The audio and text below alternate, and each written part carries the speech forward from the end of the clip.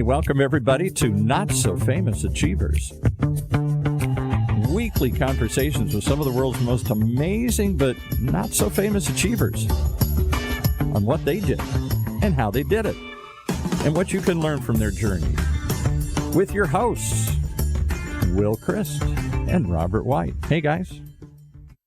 Hello to everyone, and welcome. We have a fascinating guest today, my longtime friend and I guess in some ways mentor, David Fein. Introducing David Fein is impossible because either I'm going to say too little or too much. And so I'm going to have him kind of tell us in a specific kind of way to introduce himself.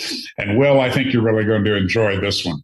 Super. Like, really. I'm looking forward to it. Look, David has a day job. He is the founder and CEO of a company called Value Source. My understanding of that, which he can clarify, is that he provides software to CPAs, to financial advisors, to attorneys, to value closely held companies. How am I doing, David? It's great. It's perfect. All right. Now, he also has about a zillion interests. You know, I have an exercise that I sometimes do with executive mentoring clients, which I ask them for turning points in their life, you know, specific events that stand out to them. So, David, you took a long walk in a very cold place. You took a sailboat across an ocean. You started an incredible charity that's serving thousands and thousands of people every Christmas. You've been a great student in kind of my arena and personal growth. You've done a ton of things. So if you were introducing yourself, what are some of the things that you've done that I think most people just haven't done? Well, yeah, I've been very blessed. I have an interesting list of things I've been able to do. And I was thinking about it, you know, coming on the show. I think one of the first things that happened to me that really had an impact on my life was my mother was divorced. I was 10 years old. And she decided to move to Spain with us for a year, just my sister and I. And I didn't realize then, but I realize now what a gutsy thing for a single mom to do. And it really opened my eyes to so much, like the whole world travel. I think we get stuck in America, you know, our perspective geographically, psychologically, all that stuff. And so she was a teacher, and so she homeschooled us. And I don't know if you know, are you familiar with the Alhambra in Granada? It's a magnificent Moorish castle. I don't know if you've ever seen. Incredible. Google it. It's an amazing place. I used to do homeschool there a couple days a week when I was 10 years old. So, you know, that was something that just had a gigantic impact on my life. That was, you know, the first, I would say, incident or event in my life that really had a giant impact. The next one, you mentioned my cold place walking. The next one was, you know, going to the South Pole when I was 16 years old. And when I was a Sea Cadet when I was 15, and I got the opportunity to go on an icebreaker for 6 months, which was a miraculous, incredible thing for a kid. I got to get out of high school for 6 months, which I think was half the reason I decided to go. But, you know, that whole adventure, you know, putting that together, it wasn't just, you know, the trip was sort of planned and I sort of, you know, showed up and it happened. Part of it was that way. You know, the trip was 25,000 miles, Hawaii, Australia, New Zealand, Antarctica, Ushuaia, up the coast of South America. But at that point, I had been reading a lot about the early polar explorers, and they were fascinating to me. People like Amundsen and Byrd and Shackleton especially. You know, in the early 1900s, they were fighting to be the first person at the South Pole. So, you know, these guys sort of captured my imagination and created a dream. You know, the ship was going to the edge of the south of Antarctica, but that was like 800 miles away from the pole. So I wanted to find a way to get my butt to the South Pole. So in working with my father, we came up with the South Pole Project. It was really my first, I would say, entrepreneurial sort of adventure, you know, creating something that was way beyond my grasp, way beyond my reach, something that had a bit of magic to it. And so I ended up flying a U.S. flag at the South Pole to give to President Carter. And, you know, we convinced the Coast Guard and the Sea Cadets and the Navy that it was worth risking my life to send me to the South Pole. So that was my first entrepreneurial adventure, I think. And you got there? Yes, I got there. I was 16 years old. It was January 14th, 1977, and I flew a flag at the South Pole. It was 60 below zero. And I had absolutely the wrong clothing. If you have ever seen movies and videos about those guys that explore down there, they've got these giant red jackets with these big fur things and these big boots and these gloves and these huge hats, right? I was in like a gardening jacket and some leather gloves, so it was actually a bit dangerous, but luckily I was only there for about 30 minutes. And it's interesting. I remember the moment, I stepped off the plane on the South Pole, and it's like something happened.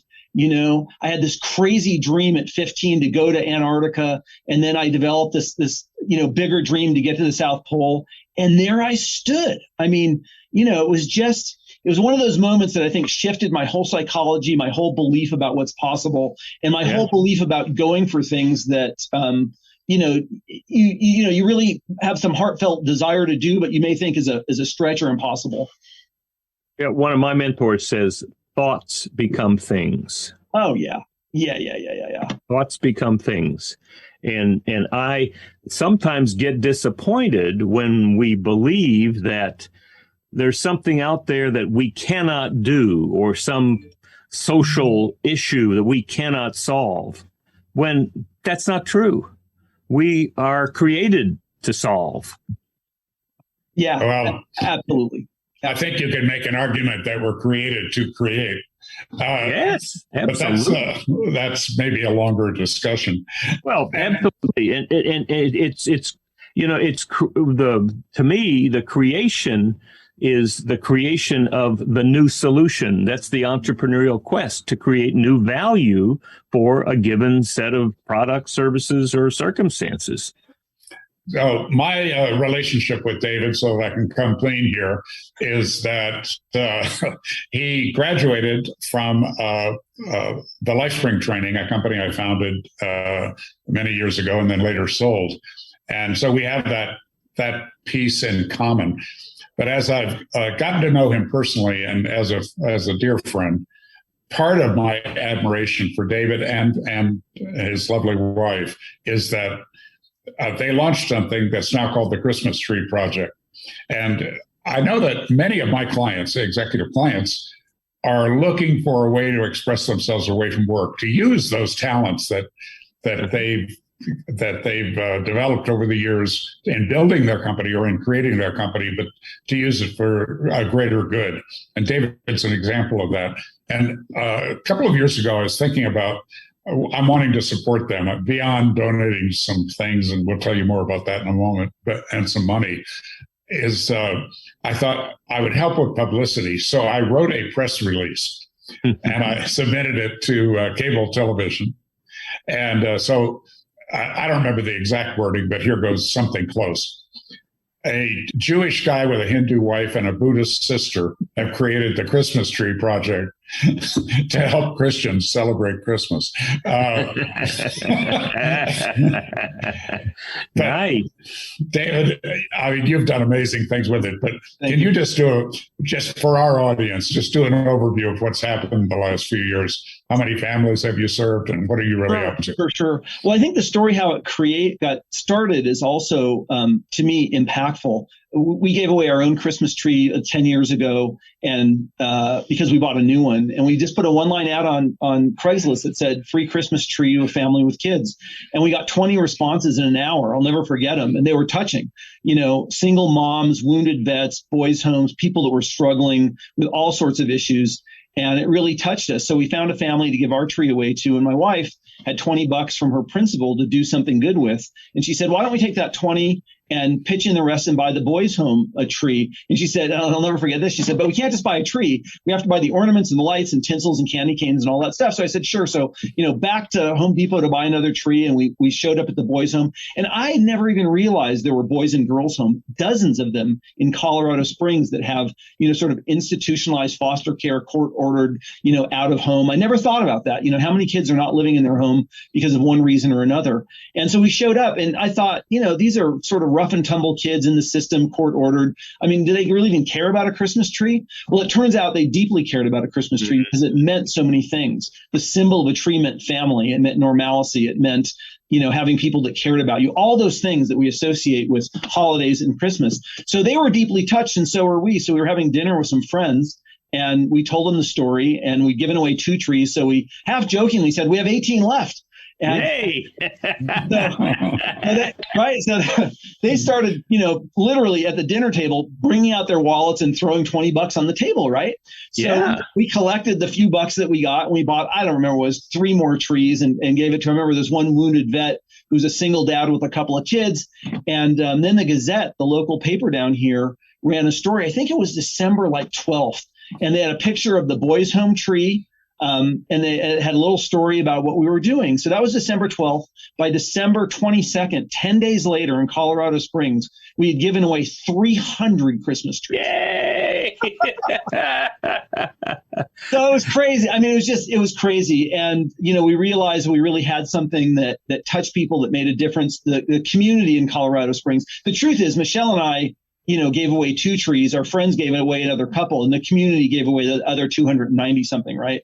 So it was a community thing, community helping community. And what was so interesting too is it was sort of after the financial crisis, people were struggling. I hadn't seen those people eye to eye. You hear about them, you read about them, but in your normal day-to-day travels, you don't see them eye to eye. So that had a gigantic impact on me, and also everybody else involved. The symbol of handing someone a Christmas tree, we learned, means so much. So anyway, it kept growing and growing. And Robert has been an incredible elf for all these years, donating his time, talent, energy, and support and love.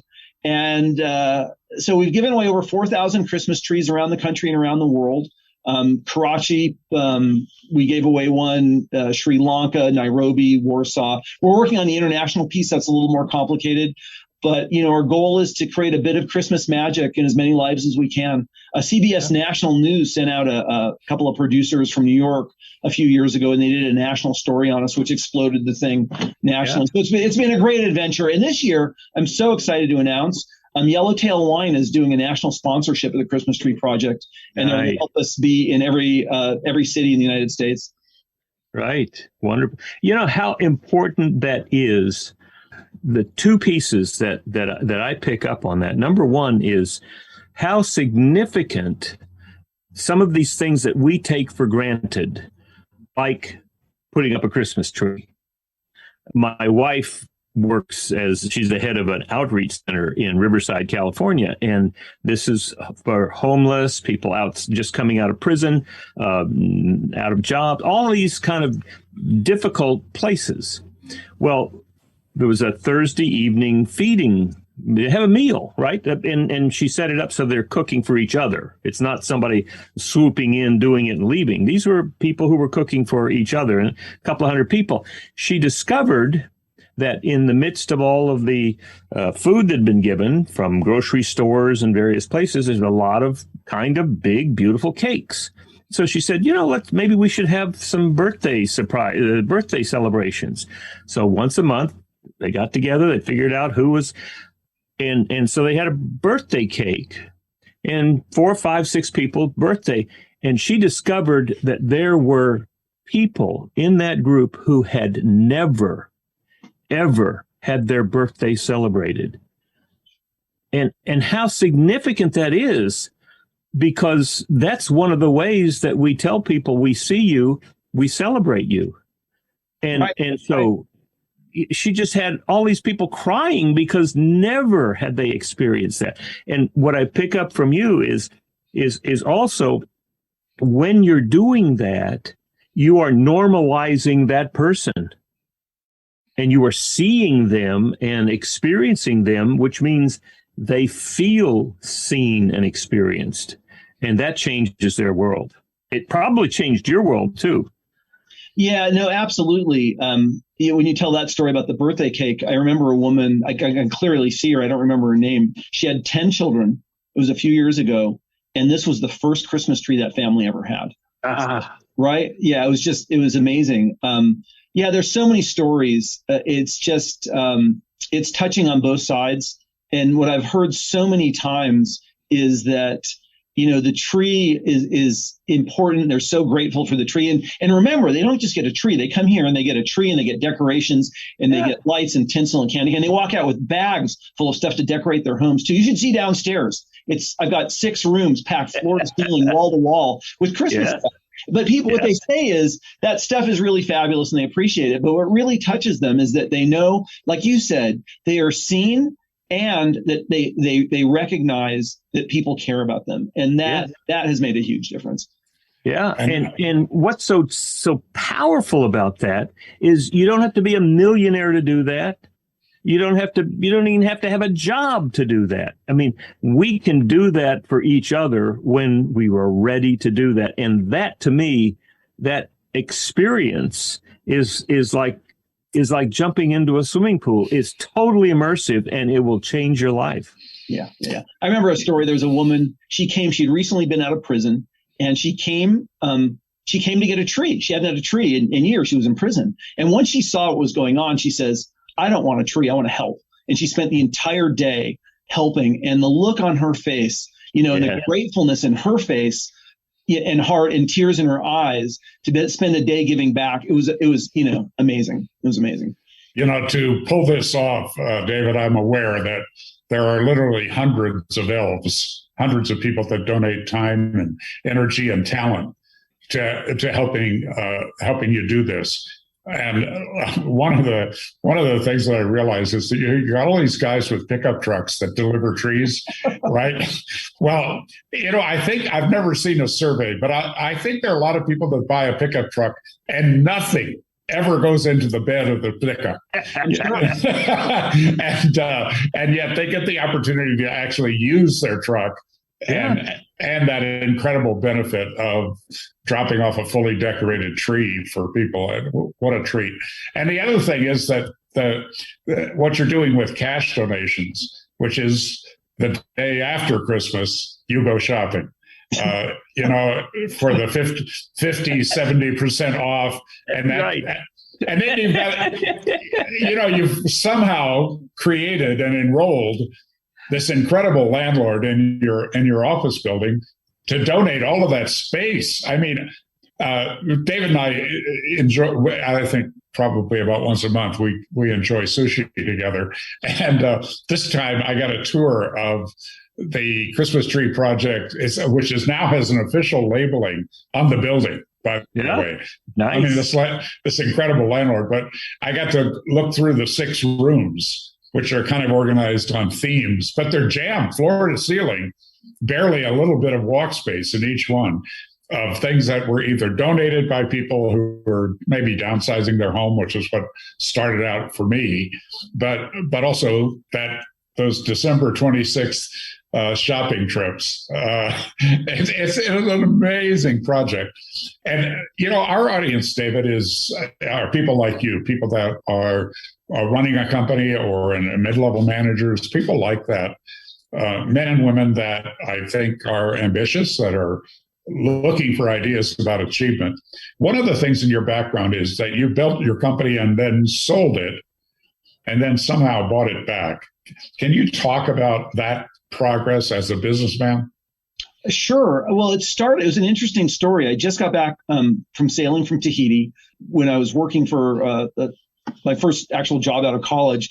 They ended up firing everybody and giving us 6 months severance pay. A few weeks later, I used to run a charter boat business. The woman whose boat it was called me and said, "We're sailing to Tahiti. Do you want to come?" And I said, "Of course. I'm kidding. It's a lifelong dream." But when I got back, I was sort of, struggling. I didn't really want another corporate job. And I was helping a guy start a computer company. He was actually the first Michael Dell before Michael Dell, selling sub $1,000 computers sort of out of the back of his truck in flea markets. They didn't exist. It was before Dell came out. And so a guy walked into that shop and said, "I've got a computer. I'm desperate. I'm a business guy, and this thing's broken." I said, "Come back in a week when we're open." He said, "You don't understand. I need this today." I go, "Okay, you look desperate. I'll see what I can do." And I'll never forget. He walks out the door, closes the door, and then he comes back in, opens the door, and pokes his head in. He says, "I've got this software company. I need a programmer. Do you know a programmer?" Just weird. Like, why did he come back? I'm a programmer. That was my training.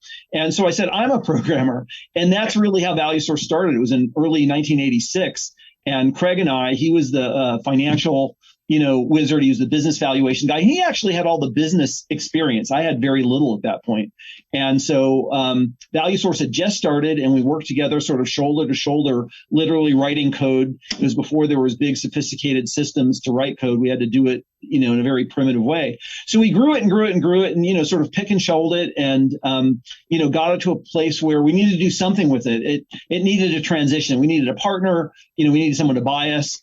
And so we met a guy, he's actually in Denver. His name is Rob Gettinger. And I'll never forget, he came to us and said, I think I can help you either find a partner or sell it. So it was at the time where the computer industry was exploding and the publishing industry was struggling to get their arms around how is IT tech software going to impact publishing. So John Wiley and Sons bought us in, 1994.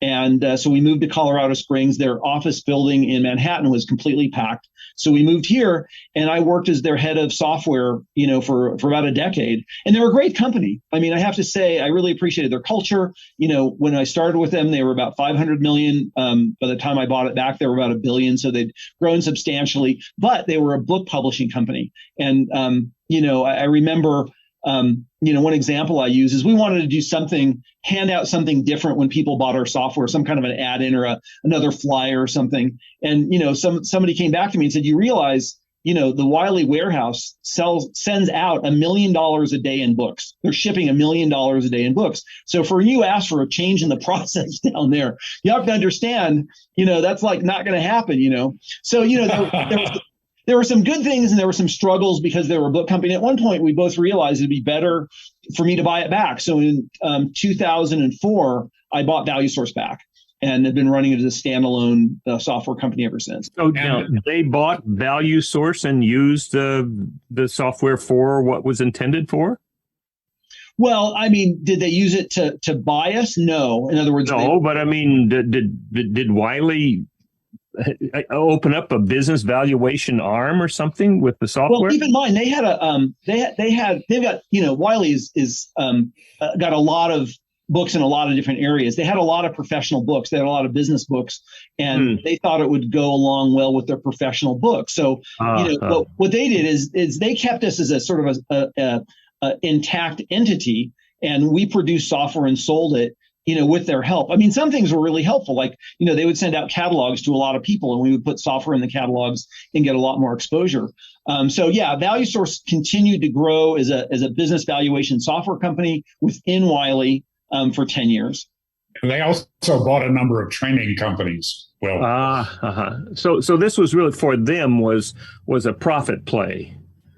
Well, it was both. I mean, I think they're bigger thing than just straight number. I mean, obviously they're buying it from an economic ROI perspective, but I think even more important to them was to get their hands on, software companies, software entities, and, learn how they breathe, think, function, right? Because they realized that software was going to impact publishing. I don't think they realized how much at that point. I mean, now it's obvious with Amazon and all the other kinds of things, but yeah, they wanted to be involved with it. So there was a number of software companies they bought. And like Robert said, they bought some training companies. They also bought some leadership analysis companies. That one actually was, I think, a closer fit than the software company, because developing software is a very different animal than developing, obviously, print products.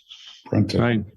Excellent. Well, I think it's, I hope you'll stick around because we got a lot more conversation to go, and let's take a little break here and let's hear from our sponsors.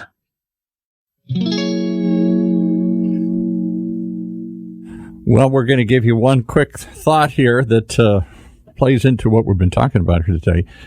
Our two hosts have lived extraordinary lives and been extraordinary entrepreneurs, and Robert White, certainly one of them. He mentors extraordinary entrepreneurs and executives just like you, people who want better results from their leadership performance. He shows them how to turn those results into increased personal joy and satisfaction as well. Robert founded and led two large training industry success stories. He's been there and done that, and his experience will help you find and achieve that extraordinary success you seek in your life. So why wait? Reach out and see what Robert can do for you today. Just email him at robert@extraordinarypeople.com, robert@extraordinarypeople.com, and start living the extraordinary life you've earned.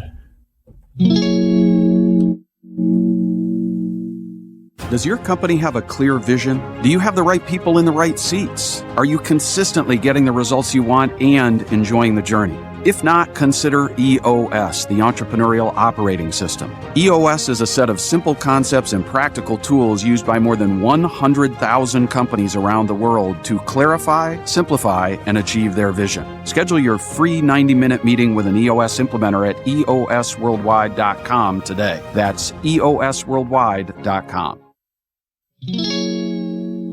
And now back to our show. Well, here we are.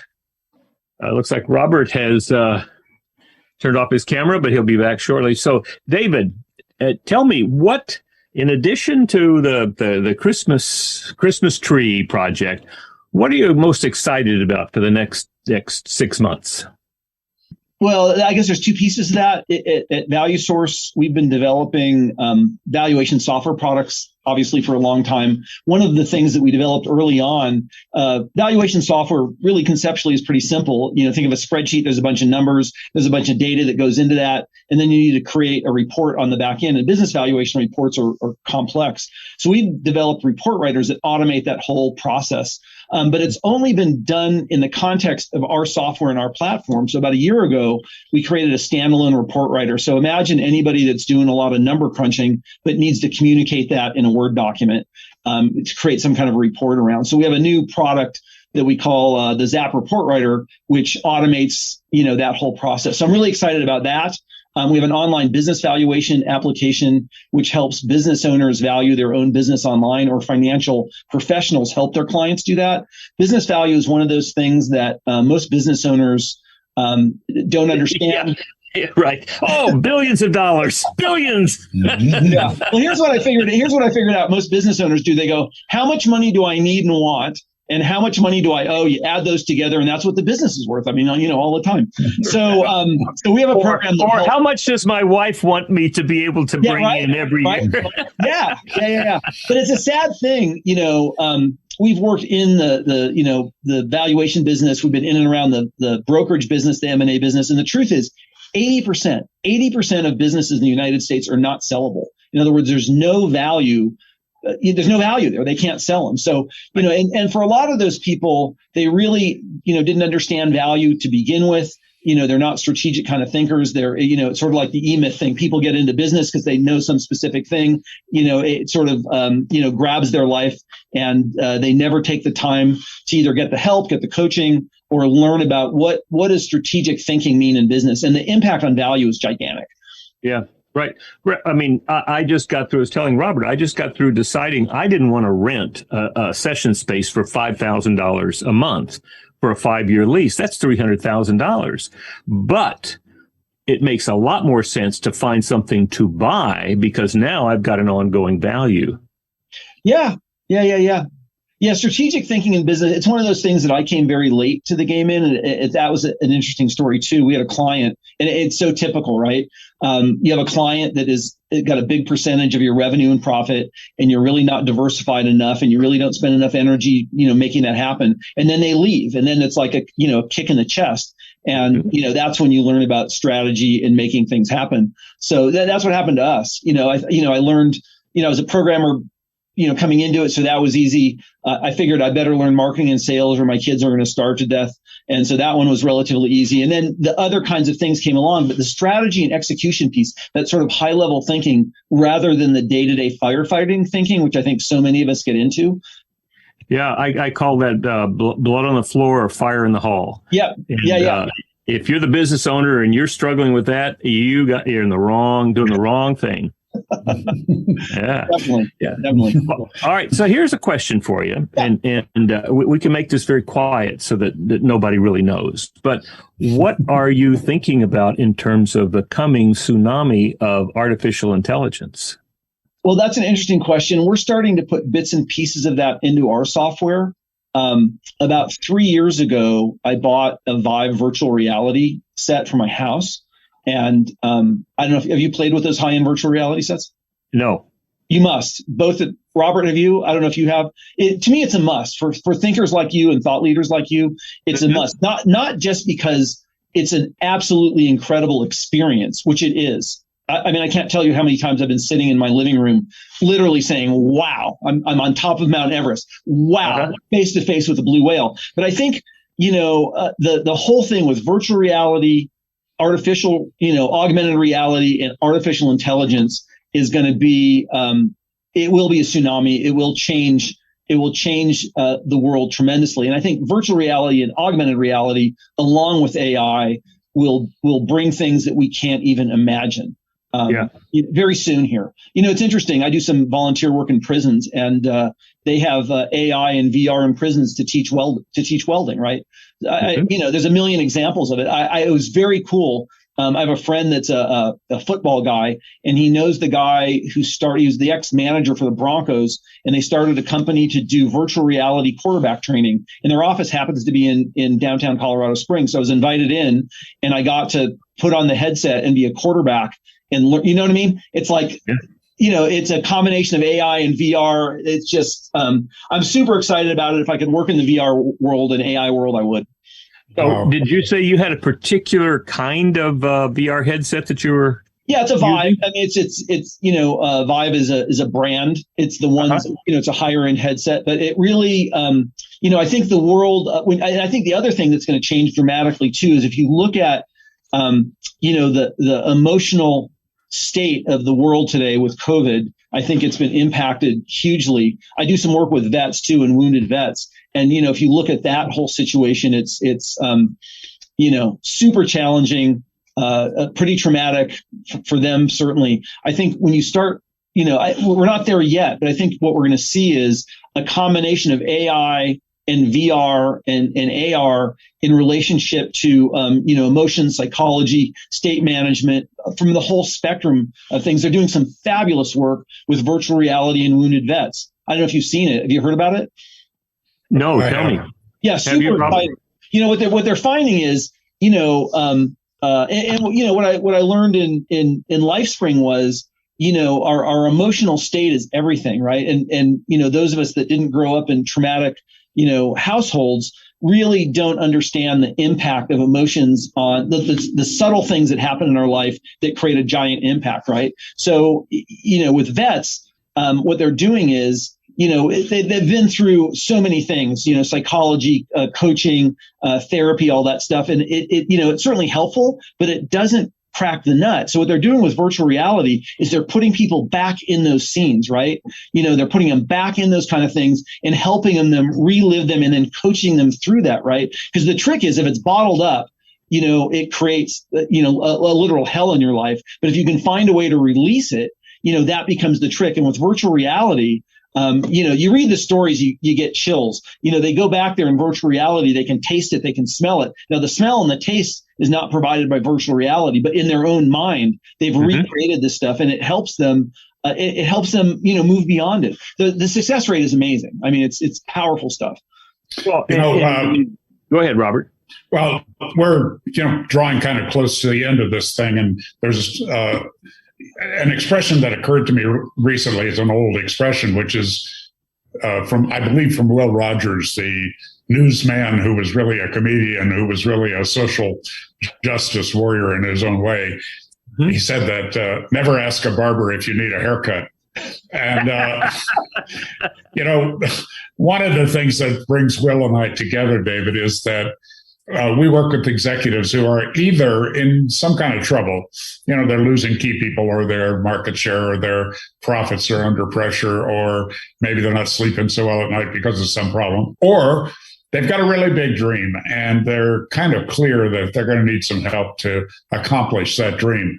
And we work in different areas. I work more on mindset. Will works more on operations and really having systems and that people in the right seat and all of those things that are vital to the success of a company. We came together because of your attending LifeSpring and being very grateful about that experience. Could you share, you were already a successful guy.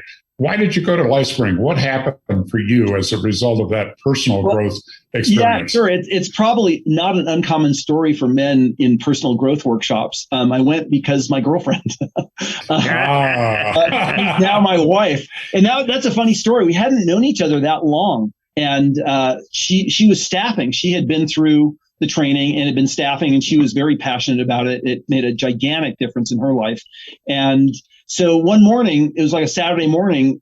She said, "I need to go. I need to go staff this training. Do you want to come?" That's all I heard. That was it, right? So I showed up at the 3-day with that. I didn't even realize it was an overnight thing. I didn't even bring any clothes. It was like ridiculous. So that's why I showed up. But the impact was, and I've told you this, Robert, I mean, it's probably the most significant thing that I look to my personal growth, more than understanding. I remember, maybe the way to explain it is, I remember walking out of the 3-day feeling like a different human being. You know what I mean? The world looked different to me because I was so different. And, like I said, I didn't grow up in a traumatic, quote, traumatic childhood with all the craziness that so many people unfortunately can go through. But there were issues, right? I mean, there were divorces. There were all sorts of, subtle things that I developed core beliefs about, defense mechanisms about, masks about, patterns about, which I wasn't really aware of. And the thing that really was shocking to me is how much of an emotional hold they had on me, which I didn't even realize. So for me, that was absolutely transformational. I ended up doing the 5-day, it literally changed my life in 7 days. I'm not kidding. I'm not underestimating. And Robert, I'll publicly thank you again for, your work and putting that together. The impact it had on me was incredible. And what I ended up doing, the guy that was the trainer, I felt like a kindred spirit with. He felt like a brother to me.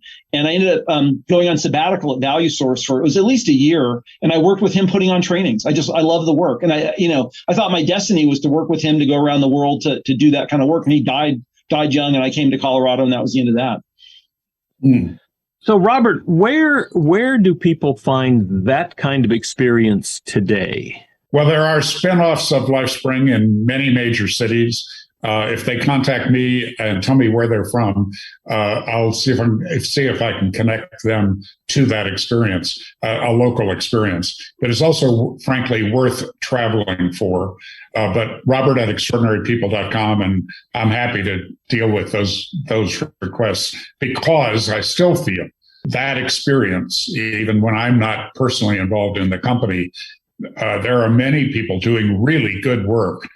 Just like you've got that network of EOS implementers, you can refer people instantly and know that they're going to get very high quality performance from that local person. I've got the same situation. And David, how about you? If people want to get in touch with you, either because they're interested in business software, valuation software, or they're interested in the Christmas Tree Project, how do you guide them? How can we help you connect to the people that are interested in your work? Sure. My email, dfein@valuesource.com, no E at the end of value, or just, call myself, 719-337-3257. If you want to be an elf, we need elves all over the world. So wherever you are, if you're listening, if you feel like you'd be an elf, I promise it'll be a powerful experience. I'd love to talk to you. I think there are a lot of people that have an attic or a storage unit or a basement full of Christmas decorations that they're no longer using because they've downsized or because they've changed their decorating or for whatever reason. And so if they contact you, they can send that stuff to you, and it's going to be used this year, right? Oh, absolutely. And I promise, the impact it has on people is beyond what you can imagine. When you and most of these families too, I mean, we give, trees to, lots of different kind of people, but a majority of them are, younger families with kids. And, when you think about the symbolism of Christmas and providing for your family, I've heard that again and again and again. When you can't do that, it is just painful. So when you can help them create some Christmas magic for their children, the impact is huge. In some cases, it does change their life. Well, and it feels so good to know that stuff that's been in storage is being used and putting delight on children's faces. Right. I'm speaking personally.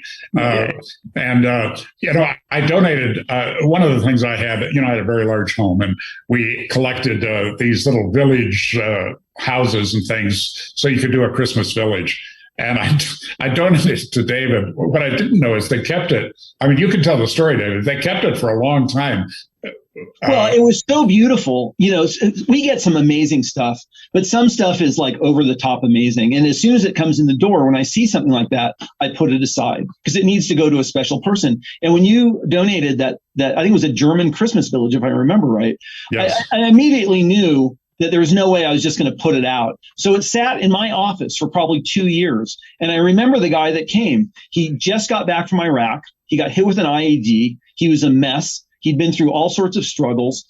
His wife had cancer, I think. She was German. They had a couple of kids in a house, and the army had screwed up his transition from active service to whatever he was going to. And he had no money. He couldn't buy food. He couldn't pay the mortgage on the house. They were, struggling at every single level. And I remember him walking up the stairs. He was struggling walking up the stairs. He was like physically in pain. He was wounded, right? And his wife was German. As soon as I saw him, I knew that village was going to. And so I told him, and I told his wife, I said, I think I have something I think you'll like. And I'll never forget the tears streaming down her face when she saw it. Yeah. Oh. Well, look, I encourage people, and if you don't have an attic full of stuff, send the Christmas Tree Project some money. They use it very, very well. That's right. That's right. David, how would you like to wrap up today? I hope this was something that you enjoyed and found value in, but what do you have to say before we sign off today? Sure. Well, one, it's a pleasure to be with you guys, Robert. It's always a pleasure. I guess for me that I think the thing I've learned the most in the last 10 years is the thing, and you hear this all the time, is that giving back and making a difference will really make the biggest difference in our own lives. And I found that to be absolutely true in all the pieces. Being an elf is my most honored title. That helps. I'm involved in, 7 Habits for Incarcerated Vets. I'm involved in doing a prison program, with lessons from the stage behind bars. I would just encourage everybody. We're all too busy. None of us have enough time. I think I'm very grateful that some of that stuff just dropped in my lap. But I would, encourage people to find a way to give back and engage your heart in the world. And the other thing I found too is that Value Source is Elf Central, and having that much heartfelt energy in the company has been magical. It's really made a giant difference, not just the people getting Christmas trees, but every single person that works here. So that would be my message. Find a way to give back, figure it out, schedule it. You'll never have enough time. You'll never have enough money. You'll never. So just do it. And find something that scares you a little bit too. Don't do something that's too safe, like writing a check to, some company that, that's great. I appreciate that. But find something that, really challenges you, excites you, and scares you a little bit. How about if you run out of things, take a flag to to Antarctica, right? The South Pole. Right. Great to meet you, David. Wonderful. Great to meet you too. Will, can you wrap things up for us? Absolutely. I mean, to me, what we keep discovering is that people rediscover what we forget so often, that while we have gifts to build, we also have gifts to share. And it's when we get to that place where we've built a wonderful business, a wonderful home, a wonderful life, that then we can turn and not give to somebody who is less than us, but we really rediscover that they are just like us. And maybe in a different context, a different environment, a different set of traumas, a different set of experiences. But when we look them in the eye and listen to what they need, and from our resources can help share, it not only changes their lives, it changes ours, and it changes the world. And David, you are a world changer. Thank you. David, thank you again for being with us. Thank you for sharing so much of you. I know it's almost second nature to you to do that. And I admire you greatly. I love you. And I always look forward to the next time we meet. Absolutely. Hopefully it's soon. And I will too. I'd love to meet you too. Take care. Take care.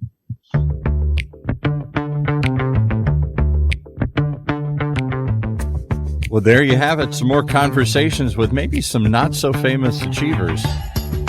But sure, they are Big believers in changing the world.